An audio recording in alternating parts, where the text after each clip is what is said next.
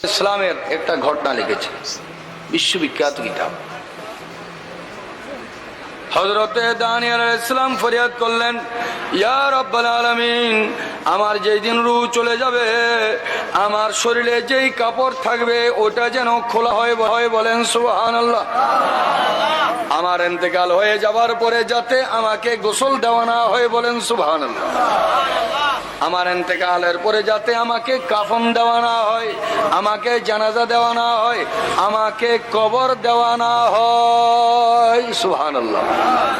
আল্লাহ জিজ্ঞেস করলেন, হে পয়গম্বর, আপনি নবী হয়ে জানাজা চান না, দাফন চান না, গোসল চান না, আপনি চান কি?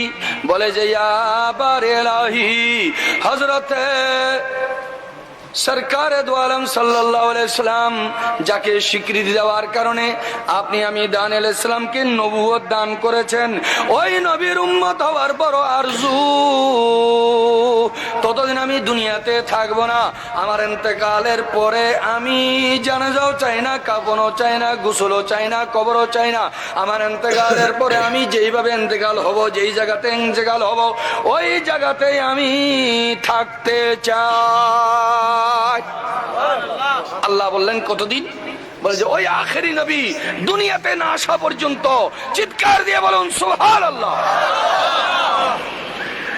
তো বলে যে আপনার হাবিব দুনিয়াতে আসার পরে আপনার পেয়ারা মাহবুব নবীকে যারা দেখে ঈমান আনবে, ওই নবীর সাহাবা যারা হবে, ওই নবীর সাহাবার মধ্য থেকে যে কোনো একজন এসে যদি আমার গোসল জানাজা যদি দিয়ে দে, তাহলে এতে আমি আনন্দিত।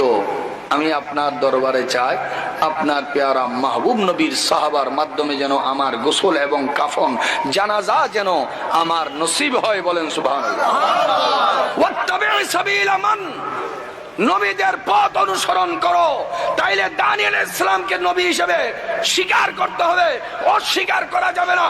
যেখানে দানিয়েল আলাইহিস সালাম পয়গম্বর হয়ে নবীর সাহাবার জানাজা চেয়েছেন, নবীর সাহাবার আপনার গোসল চেয়েছেন, নবীর সাহাবার হস্ত মুবারকে কাফন পরিধান চেয়েছেন, চিৎকার দিয়ে বলুন সুবহানাল্লাহ। কারণ হযরতে সরকার দু আলম সাল্লাল্লাহু আলাইহি ওয়াসাল্লামকে যারা ঈমানের চোখে দেখেছেন তারা সাহাবা। দানিয়েল আলাইহিস সালামের আরজু হলো যে আমি যদি নবীকে না দেখি, নবী যদি আমাকেও না দেখে, কিন্তু নবীকে যারা দেখেছেন তারা যদি আসে আমাকে দেখেন, এটাই আমার খুশনসিব। বলেন সুবহানাল্লাহ। 1000 বছর পর্যন্ত তিনি দুনিয়ার জমিনে ছিলেন। যেইভাবে তিনি ইন্তেকাল হয়েছেন ঠিক সেইভাবে তিনি ওই জায়গাতে অবস্থান করেছেন। রূহ চলে গেছে। জিসিম আতহারায় যে লেবাস ছিল, লেবাসও ঠিক সেইভাবে রয়েছে। কোনো মেডিসিন দেওয়া হয়েছে? কারণ নবীদের শরীর পচে না, গলেও না। তাহলে এখান থেকে আমাদের শিক্ষা নিতে হবে, ওয়াত্তাবি' সাবিলা মান। আল্লাহ পাক রব্বুল আলামিনের নিয়ামত ইয়াফতা, নবুয়ত ইয়াফতা বান্দা নবীগণ আমার নবীকে, আমার নবীর সাহাবাকে কতটুকু মহব্বত করেছেন, মর্যাদা দিয়েছেন। বলেন সুবহানাল্লাহ। মোহতরম হাজরিন,